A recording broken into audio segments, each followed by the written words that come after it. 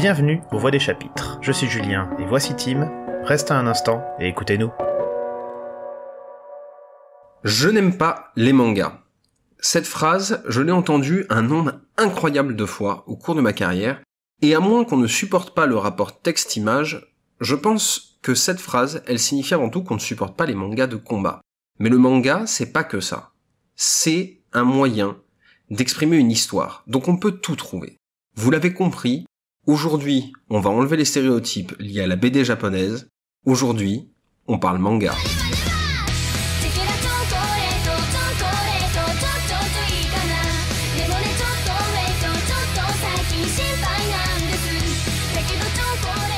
Un peu d'histoire et de définition tout d'abord. Si le terme manga est aujourd'hui courant dans le monde pour désigner toute bande dessinée japonaise, le manga, étymologiquement, désigne un dessin divertissant, exécuté rapidement. Le dessinateur et graveur Hokusai appelle au XIXe siècle ses recueils de gravures et de caricatures et de grotesques Hokusai manga. C'est ainsi que le terme arrive en Europe et se retrouve pour la première fois en France sous la plume d'Edmond Goncourt. Anecdote nulle, mais j'aurai rarement l'occasion de citer le bonhomme, dans une étude de 1895 sur justement Hokusai.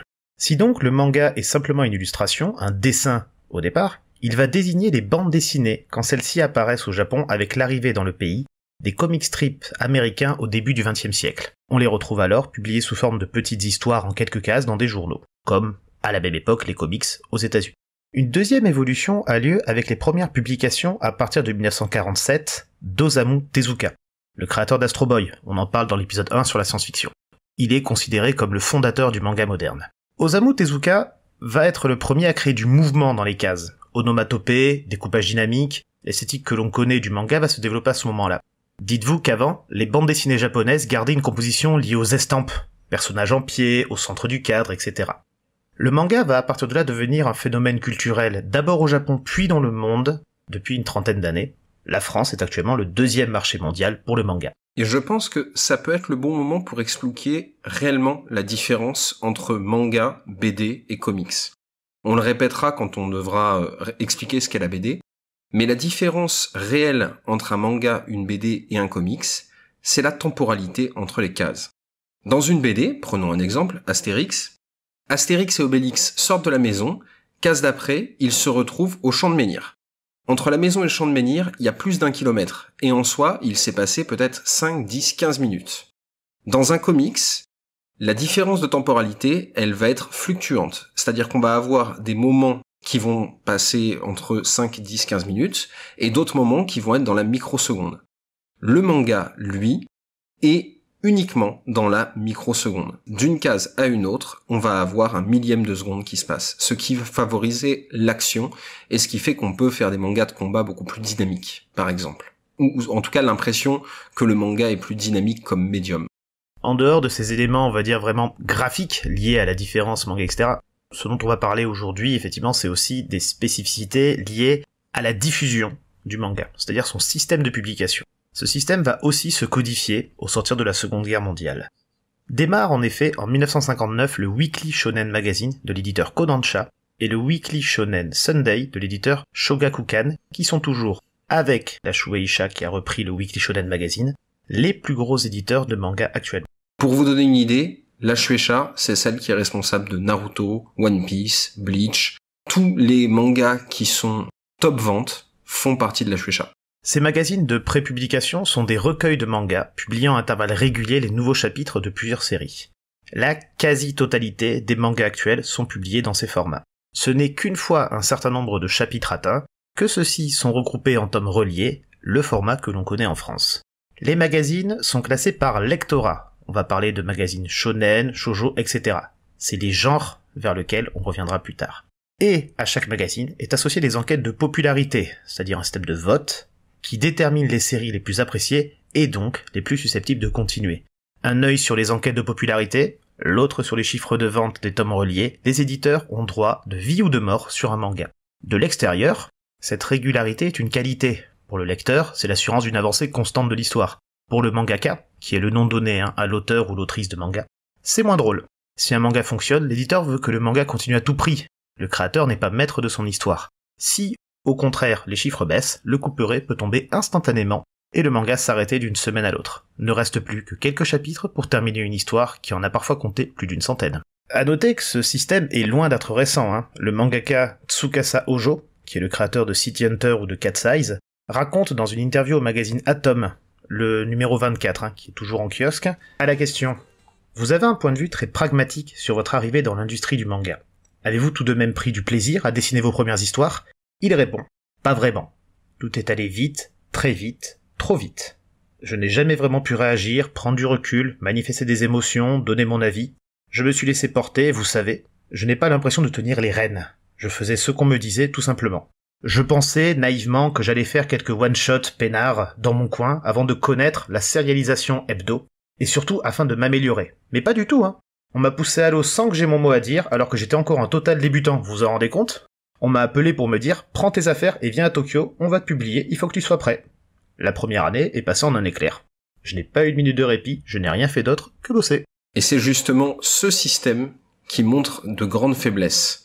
Un rythme intense et effréné, compter difficilement un jour de congé par semaine et une semaine de congé dans l'année, la fameuse Golden Week. Comme l'a montré cette interview, être mangaka, c'est dur. C'est vraiment très dur. Et à moins d'avoir un succès retentissant, la paye, elle suivra pas non plus. Et justement, ce rythme effréné, il va aussi impacter sur la santé. C'est justement ces problèmes de santé qui sont une des raisons pour laquelle des auteurs ont dû faire de grandes pauses. On peut citer par exemple l'auteur Yoshihiro Togashi, le créateur de Hunter x Hunter, qui est connu justement pour ses longues pauses, qui sont au final dues à de véritables problèmes de dos de l'auteur, qui l'obligent à s'arrêter pendant longtemps. On peut aussi penser à l'auteur de Berserk, Kentaro Miura, qui nous a tristement quittés en 2019, et même si on ne va pas lier sa mort avec le surmenage dû au travail, et à son travail de mangaka en particulier, ça a quand même mis un grand coup dans les esprits, puisque c'est peut-être ça qui a mis en garde les éditions de la Shueisha, qui ont permis à l'auteur du manga, Jujutsu Kaisen, de faire un arrêt suite à une maladie. Anecdote là-dessus, j'étais en train de lire le tome 17, donc de Jujutsu Kaisen, et je tombe au milieu d'un combat. 2 pages quasi expérimentales. Pas de décor, des gros traits au feutre, des corps presque schématiques. Ça ne dure que 3 pages, je sais pas trop ce que ça fait là, et je me dis que c'est peut-être pour mettre en place une ambiance particulière, un côté brut qui colle bien avec la folie d'un des personnages à ce moment-là. Et je découvre 2 chapitres après que le mangaka prend un arrêt d'1 mois, officiellement sur la demande de son éditeur. Bref, c'était pas expérimental, c'était juste 3 pages pas terminées. Mais j'aime beaucoup leur rendu. Mais là encore, ce sont de rares exceptions. Au final, à moins de s'appeler Eiichiro Oda et de faire One Piece, lui justement peut se permettre de prendre régulièrement des semaines de congé. En même temps, c'est l'auteur du manga le plus vendu au monde. C'est surtout difficile pour un auteur de manga d'avoir accès à une vie, au final. Faute d'un système poussé par un lectorat qui ne supporte pas d'attendre, ça, c'est une bonne question. Malheureusement, nous ne sommes pas en position de pouvoir le dire. Pour la simple et bonne raison que nous ne sommes pas japonais. Et ça, c'est l'un des points qui est le plus important. Si les mangas sont en France considérés comme des œuvres artistiques à part entière, au Japon, c'est très différent. Comme le disait Hajime Isayama, donc l'auteur de l'Attaque des Titans, lors de son interview par la Grande Librairie à son passage à Angoulême en 2023, au Japon, la valeur d'un manga se mesure à la hauteur de son succès commercial. Au final, qu'on aime son œuvre ou pas, cette interview est aussi hyper intéressante pour le point de vue qu'elle donne sur le manga et surtout sur le point de vue d'un mangaka japonais vis-à-vis de l'édition. Comme je le disais, nous ne sommes pas, au final, les lecteurs visés à l'origine. Et ce point important, il faut le garder en tête quand on parle des genres du manga. Si on catégorise en France par l'univers d'une œuvre, les fameux chapitres dont on parle depuis le début, donc la SF, la fantasy, le fantastique, le policier, le slice of life, la romance, etc., etc., les mangas, eux, au final, dépendent du magazine dans lequel ils sont publiés, mais surtout du lectorat qu'ils visent. Et les éditions françaises ont décidé de garder ce schéma. Ce qui pose la question, c'est quoi, au final, les genres du manga ? On va pas pouvoir tous les faire, mais voilà les 5 genres majeurs qui sont représentés en France. On va donc commencer On va dire au plus bas, vous venez de naître, vous savez pas quoi lire, qu'est-ce qu'on vous met dans les mains? Des kodomo. Kodomo, qui veut dire enfant en japonais, ce sont les ensembles de mangas destinés à un public enfant, c'est-à-dire 0-6, 6-12 ans. Dans ces mangas, on va trouver des œuvres simples, douces, des histoires drôles. On peut par exemple vous donner Pan Pan Panda de Sato Orokura, qui est une série en 8 volumes qui a démarré en 2008 et qui s'est terminée en 2015. Vous pouvez la trouver aujourd'hui, elle est disponible chez Nobinobi. Pan Pan Panda, c'est l'histoire de Panettone, qu'on appelle aussi Pan Pan, et de la jeune fille Praline, avec laquelle il vit. Pan Pan, c'est un gardien de résidence, et on va avoir droit à toute une petite série de scénettes de vie. C'est tendre, c'est mignon, le trait est beau, c'est drôle. Tout le monde va pas rire à ça, mais c'est un ouvrage qui s'adresse aux enfants et qui est vraiment dans son fondement quelque chose de beau et naïf. On vous le recommande clairement, parce que déjà, Pan Pan le panda, c'est vraiment un chara-design qui est sublime. Mais en plus de ça, les histoires sont belles en un sens, et certaines prennent vraiment le cœur. On peut aussi vous donner en exemple l'un des mangas les plus connus. Alors, pas en France, bizarrement. Dans le monde, c'est l'un des plus connus, c'est-à-dire en Asie notamment, c'est Doraemon.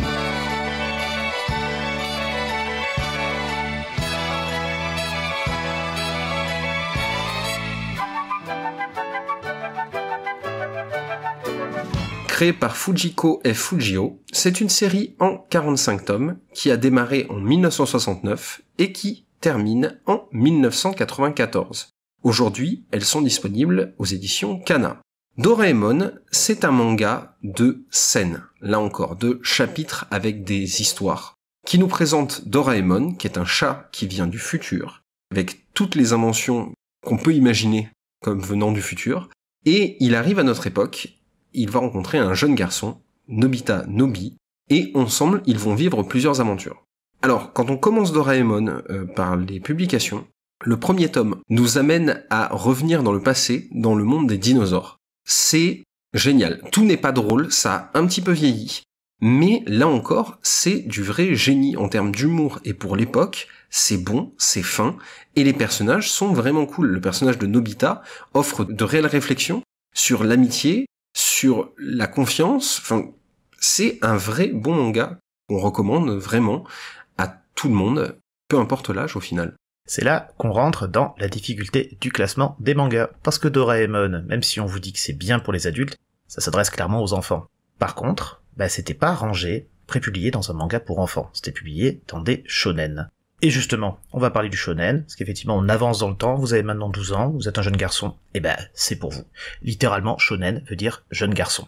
Et c'est là-dedans qu'on va retrouver énormément des mangas qui sont publiés actuellement. Publiés actuellement et qui sont un énorme succès commercial. Vous pensez Dragon Ball, vous pensez One Piece, vous pensez Naruto, peu importe ce que vous pensez, quand on dit manga, la première chose qu'on a en tête, c'est un shonen.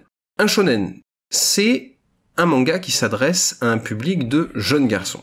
Donc, on pourrait parler des mangas qu'on vient de citer, les séries Naruto, One Piece, Dragon Ball, mais tout ça c'est un peu trop connu. Pour donner un exemple, on vous présente 666 Satan de Seishi Kishimoto. Une série en 19 tomes, démarrée en 2001 et terminée en 2007, elle est disponible aujourd'hui chez Kurokawa. Kishimoto, le nom parle. Masashi Kishimoto, c'est l'auteur de Naruto. Mais son frère, Seishi Kishimoto, est lui aussi mangaka et propose lui aussi des mangas très différents qui, même si on peut les mettre en parallèle et trouver qu'il y a des choses qui sont communes, offrent quand même une véritable différence, notamment au niveau de la réflexion. En l'occurrence, 666 Satan nous présente un monde futuriste où une ancienne civilisation qui est maintenant disparue a créé les parts, des objets qui permettent d'avoir des pouvoirs exceptionnels. Et c'est justement la rencontre avec le jeune Gio Fleed qui va mettre l'aventure en marche. Gio, il est manipulateur de d'O-Parts, mais il a surtout en lui Satan. Il a littéralement Satan enfermé en lui, ce qui va amener une constante dualité face à ce que lui demande l'entité qu'il a en lui et ce qu'il veut réellement faire. Peut-on, d'un côté vouloir conquérir le monde, puisque c'est ce que la part en lui de Satan veut, et d'un autre côté la sauver. Pour le coup, on vous recommande de foncer lire ça. C'est très peu connu, et pourtant c'est une œuvre qui est incroyable. Même si on peut noter de réelles ressemblances avec Naruto, ça reste une véritable réflexion qui va pousser beaucoup plus loin. On pense shonen, on pense grands enjeux, combats, évolution du personnage, dans l'adversité, le pouvoir de l'amitié. Mais, en fait, y a pas que ça, Il y a aussi Lovina.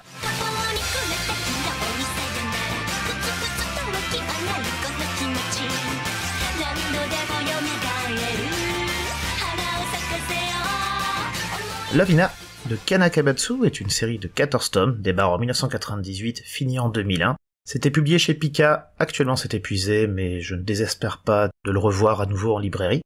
Le pitch de base. Keitaro Urashima, 19 ans, est ce qu'on appelle un SFF, sans fac fixe. Ça fait maintenant 2 ans qu'il essaye de rentrer à la prestigieuse université Todai alors qu'il a vraiment pas le niveau. Pourquoi ? Parce qu'il a fait, il y a 15 ans, une promesse à une fille qu'il se revoit un jour à Todai. Le problème, c'est que, à force d'étudier, etc., il a plus d'argent, il se fait virer de chez ses parents. Il tente d'aller chez sa grand-mère, qui tient un hôtel. Il essaye d'y rentrer, et là, par une incroyable facilité de scénario, il se retrouve au milieu de cet hôtel qui est devenu une pension pour jeunes filles.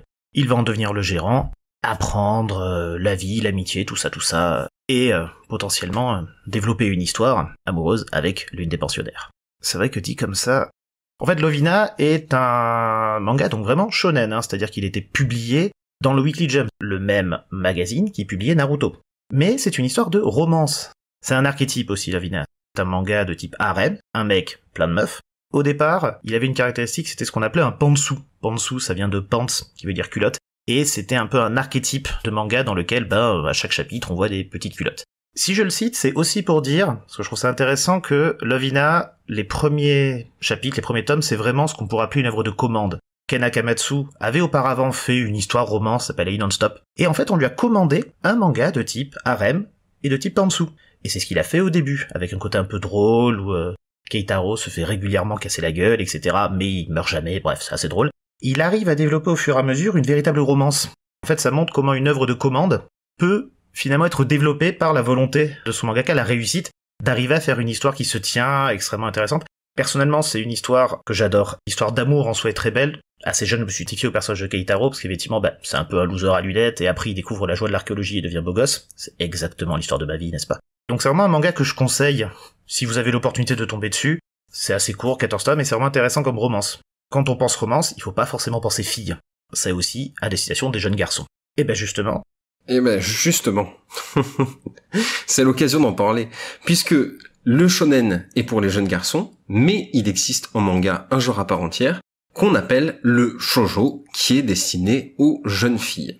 Alors quand on pense jeunes filles, on va de suite penser triangle amoureux, histoire romantique, histoire de lycée. Et oui, pour illustrer ça, on a Blue Spring Ride, qui est un manga créé par Io Sakasaka, une série en 13 volumes, démarrée en 2011 et finie en 2015. Elle est disponible aujourd'hui chez Kana, et Blue Spring Ride nous présente la vie de lycéenne de Futaba Yoshioka et sa relation avec les différents personnages qui gravitent autour d'elle dans ce lycée, et notamment son amour du collège, Ko Mabuchi. Ko Mabuchi, qui n'avait pas ce nom à l'origine, qui a dû changer de nom pour des raisons assez sombres, et c'est justement là tout le fond, c'est que Futaba, en rencontrant de nouvelles personnes et en retrouvant Ko, va développer ses relations, la profondeur des relations qu'elle entretient avec ses amis, mais surtout retrouver la confiance qu'elle a en elle. Le genre de romance dans le shoujo, c'est un genre qui est très présent. Mais ça n'est pas le seul. Effectivement, quand je pense jeune fille, quand je pense Japon, personnellement, je pense beaucoup au Magical Girl. Magical Girl, c'est un concept assez général qu'on retrouve dans plein de systèmes d'histoire, qui apparaît dans les années 1960. L'idée, c'est une petite fille, généralement d'un monde extérieur au nôtre, qui arrive et qui, avec sa magie et des petites scénettes, dans une logique un peu slice of life, tranche de vie, va sauver des gens, aider un peu au quotidien.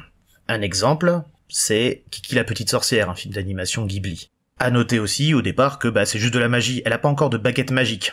La baguette magique arrivera quand il faudra vendre des jouets. Cependant, ce genre-là va s'essouffler, on va dire, et on le trouve pas trop dans les années 80. Il va être relancé dans les années 90 avec un manga en particulier que vous connaissez sûrement, hein, Sailor Moon.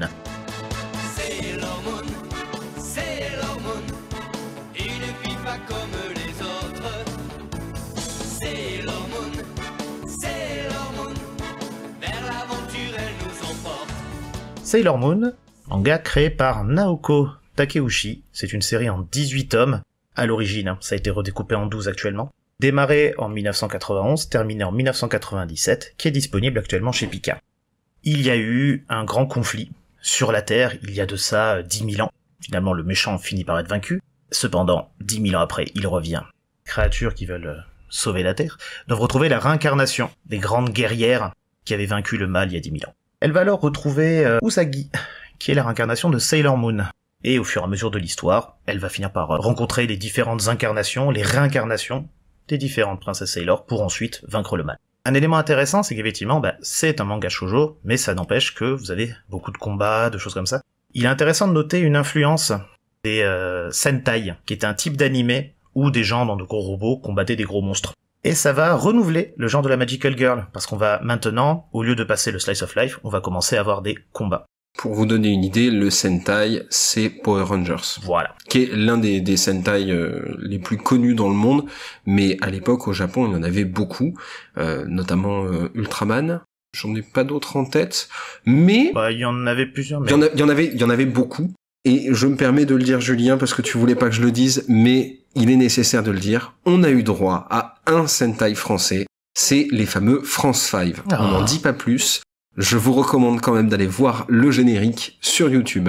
Sailor Moon, c'est l'exemple type du manga qui a été adapté en animé, que l'animé en plus en France à travers la VF de l'époque, qui rend l'ensemble un peu niais, alors qu'en fait Sailor Moon, c'est assez subtil comme histoire, il y a beaucoup notamment de questions sociétales qui rentrent en jeu. On est dans les années 90, il y a un des premiers couples lesbiens dans ce type de manga. C'est vraiment un manga qui mérite, pour moi, d'être relu. Alors, ça a vieilli, hein, je dis pas, l'animé surtout. Le manga, il fonctionne encore. Autre élément là-dessus, en dehors des Magical Girls ou des romances, un des éléments sur lequel on attend moins le shoujo, mais qui est quand même très important, c'est les histoires d'horreur. Dans les magazines de prépublication shoujo, des grands noms de l'horreur contemporaine japonais vont faire leurs premières armes.